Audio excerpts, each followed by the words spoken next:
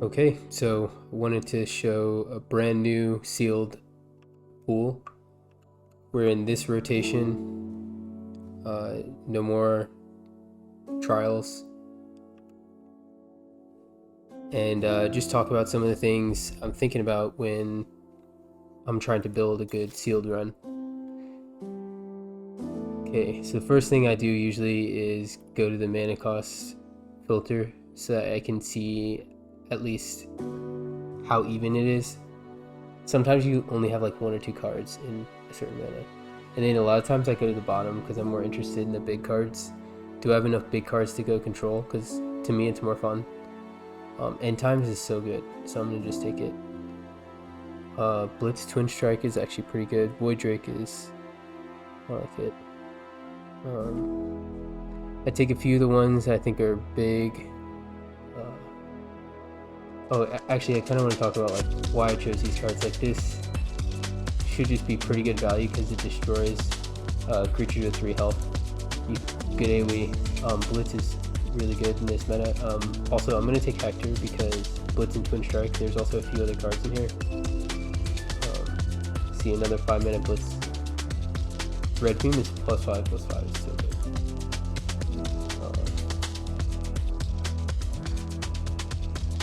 Also, this 5/5 as a body is pretty good.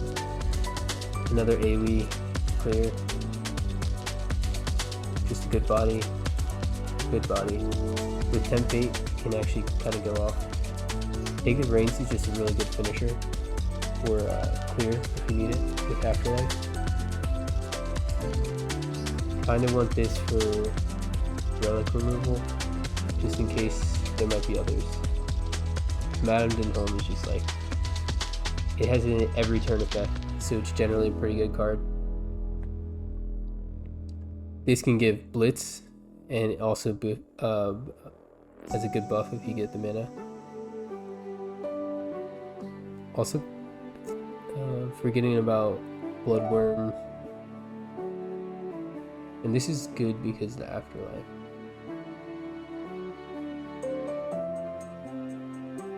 At least one passivism, like the strength reduction, could be really good for this deck. Have a lot of like just good stat creatures.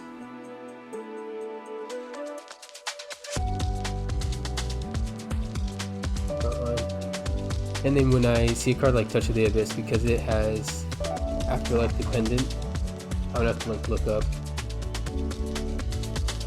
how many Afterlife creatures, which ones I would even take. So honestly, there's only 2 that I would realistically take. I mean, maybe if there's good Anubian, I'll take the 7-mana one. And I guess the Barbie. And I guess this. I'll think about it. Like, Synergy can be really good, but generally I go for the stat first. And then I look at if I have enough room to make Synergy work. So kind of right now just looking for good cards. Like Valve Reaver is just a good card. It's the one that these are really good. Ward, really good. Another AoE removal. Ward protection. Just good. Value. Alright, so taking a few Afterlife. Seeing with 26. 26 out of 30 cards. Might actually just take the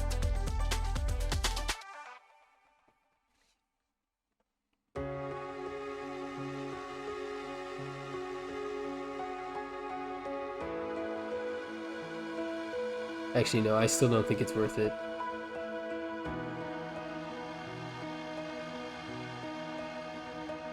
Alright, maybe take Grayscale. How many dragons?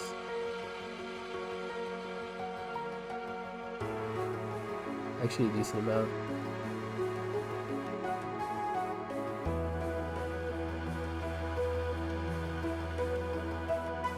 But I'm also looking at curve. And things like the creature spell balance, kind of want it to be around 20 or 17 to 20 creatures, and then 10 to like 13 maybe spells.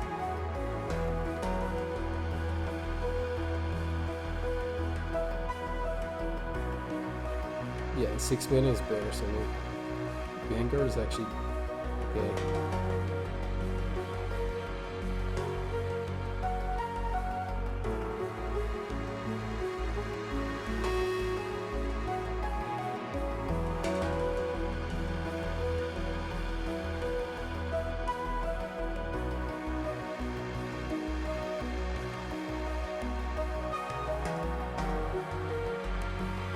Okay, 3 cards left. Kind of want to see the general theme of the deck before choosing the last skill. Like, what does it mean?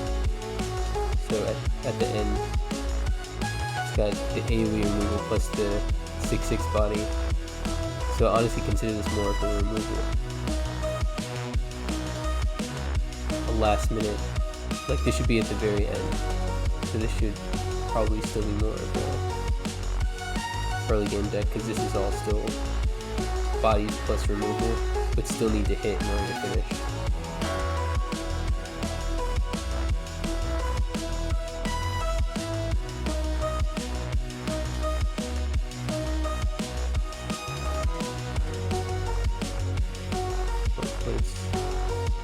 Big stats. Okay, big stats, but only 1 AoE. Take the reins can be a finisher. Alright, this is missing like single target removal.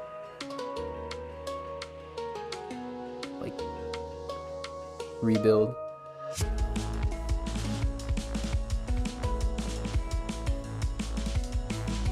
Yes. Single target.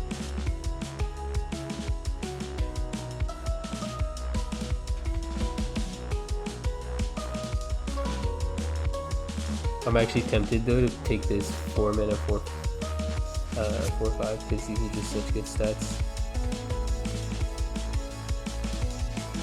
Unless there's a really good single target that I haven't seen.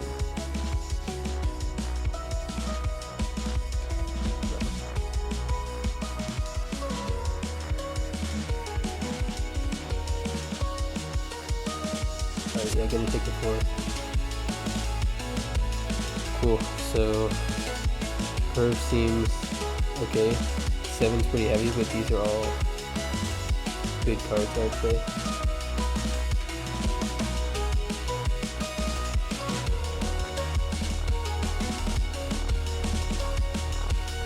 Good amount of creatures and spells. So because it's low in spells,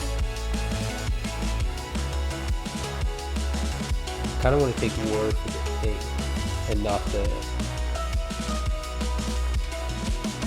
Otherwise I would normally take Lysander and go summon Acolyte, but the 1 mana deal damage to a creature is going to be needed here since there's not a whole lot of spells.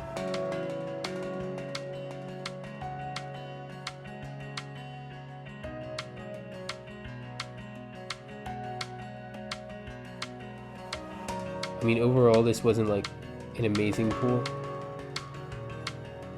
but it has a few good cards like End Times, Red Fume, and then Take the Rain that generally can finish. Oh, I'm actually forgetting now, like, Headsman Axis is 7 mana finisher. I'm just not gonna take it this game. And I guess at the end of the day too, like, sometimes I play these lists and then I find out that the cards don't work well together and I need to just take them out. So I edit it a lot.